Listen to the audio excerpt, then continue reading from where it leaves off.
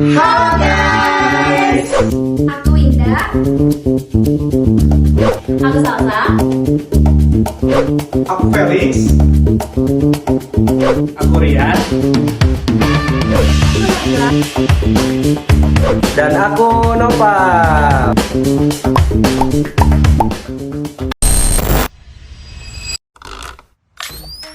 Guys, kita mau ngomongin apa sih? Jadi gini guys, kita kan sering ya guys mendengar informasi untuk selalu menjaga kesehatan reproduksi.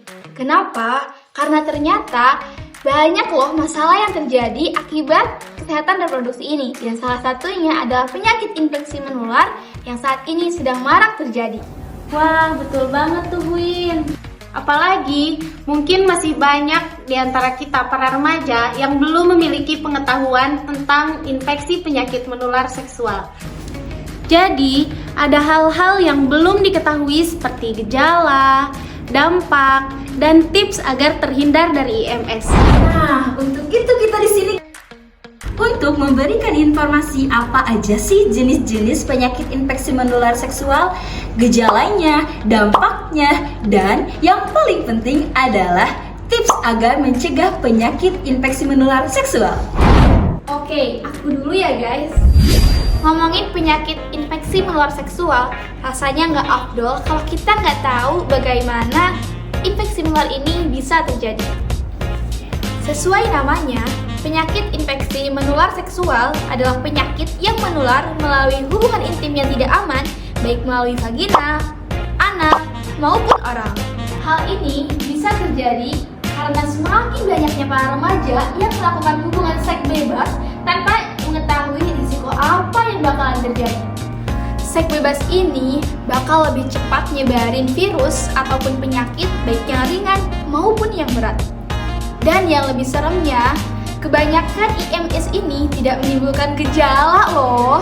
Ih, serem banget nggak sih? Terus apa aja sih yang termasuk penyakit infeksi menular seksual itu? Oke, aku spill ya. 5 penyakit infeksi menular yang paling populer adalah 1. Gonore, 2. Herpes, 3. Sifilis, 4. Chlamydia, dan yang kelima, penyakit yang sampai sekarang belum ada obat yang dapat menyembuhkan dan menghilangkan penyakit ini, yaitu HIV/AIDS. Wah, iya kah? Emang nggak ada obatnya sama sekali? Ada, tapi hanya untuk memperlambat pertumbuhan virus ini. Sebelumnya kan udah di-mention bahwa PIMS kebanyakan gak memiliki gejala hingga banyak orang gak menyadari bahwa mereka udah terkena dan memiliki resiko penyakit tersebut. Karena kebanyakan dari mereka baru tahu ketika udah parah banget loh. Selain itu, banyak dari mereka yang jika sudah mengetahui perubahan atau keanehan pada dirinya, malas atau terlebih malu untuk pemeriksaan kesehatannya ke dokter. Nah, iya tuh, betul sekali. Sekarang itu masih banyak orang yang menganggap bahwa pembahasan ini itu masih tabu dan terlalu malu untuk diperbincangkan. Dan ini merupakan salah satu dampak psikologis IMS loh. Nah, bener tuh.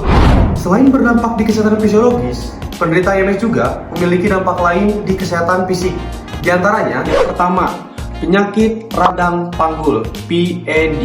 Yang kedua, infertilitas. Yang ketiga, kehamilan tuba atau kehamilan yang terjadi di luar rahim. Yang keempat, kanker serviks. Yang kelima, infeksi perinatal atau kongenital pada bayi. Yang keenam, bekas bisul di daerah kelamin. Yang ketujuh, nyeri waktu buang air kecil. Yang kedelapan, resiko tinggi terpapar HIV. Yang terakhir, gangguan hati kronis hingga kanker hati.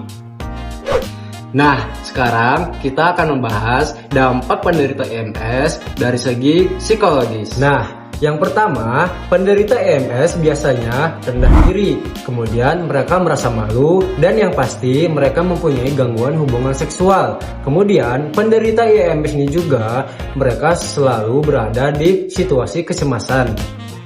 Kemudian, depresi, dan stres yang tinggi. Kemudian yang terakhir adalah mereka memiliki rasa takut akan penolakan dan juga diskriminasi. Oke guys, setelah tahu apa aja sih dampak dari penyakit IMS itu sendiri, sekarang kita bakal membahas apa aja sih tips agar tercegah dari penyakit IMS.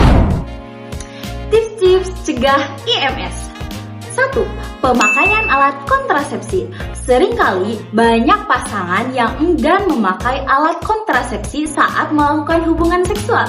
Hal ini dikarenakan merasa akan mengurangi kenikmatan saat berhubungan. Akan tetapi, nyatanya kondom merupakan alat kontrasepsi yang paling memiliki presentasi terbanyak dan tertinggi untuk mencegah penularan penyakit IMS.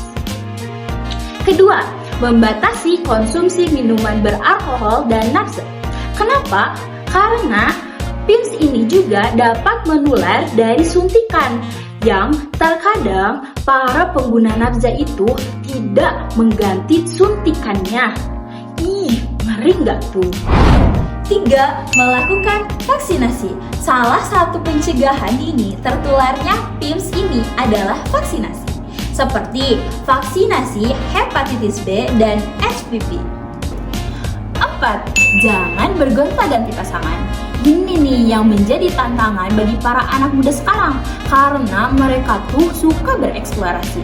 Selain para remaja, ini juga jadi himbauan loh buat para suami nih yang lagi jauh dari istrinya. Jangan jajan sembarangan ya. 5. Selalu membersihkan alat reproduksi setelah melakukan hubungan seksual. Terkadang banyak pasangan yang malas membersihkan. Hal ini dapat membuat jamur dan bakteri lebih cepat bertumbuh. 6. Hindari melakukan hubungan seksual dengan orang yang terinfeksi. Dan yang terakhir, yang paling penting, nomor 7, yaitu hindari seks bebas.